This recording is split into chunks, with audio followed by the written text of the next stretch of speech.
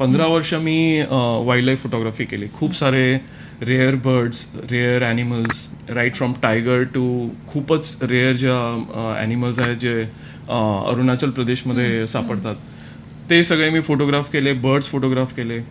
आणि सगळं करून झाल्यानंतर माझ्या डोक्यात नेहमी माझं एक स्वप्न होतं की स्नो लेपर्ड एकदा तरी बघावा जाऊन.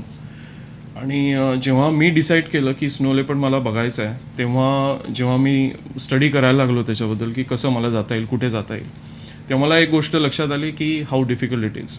की जेव्हा तुम्ही स्नो लेपर्ड बघायला जाता तेव्हा तो दिसणार नाही याची तयारी आधीच करून ठेवा, म्हणजे तुम्ही डिसअपॉइंट नाही होणार. आणि मी डिसाईड केलं की मी खूप तयारी करीन याच्यासाठी. तर मी खूप जागा शोधल्या आणि मी एक वेगळी जागा शोधून काढली जिथे जनरली लोक गेलेले नव्हते. लोकांना ती जागा माहिती नव्हती की इकडे पण स्नो लेपर्ड आहेत म्हणून. किती अल्टिट्यूडवर तू गेलायस त्याच्यासाठी? 16,000 ते 18,000 फीट, बापरे. म्हणजे 17,400 17,500. आणि मग ऑक्सिजन? ऑक्सिजन कमी असतो तिकडे, 40% ऑक्सिजन असतो. जेव्हा तुम्ही अशा जागी जाता स्नो लेपर्ड जिथे आहे, तिथे जर तुम्ही तुमच्या बॉडीचा ऑक्सिजन चेक केला तर तो फक्त 70% येतो.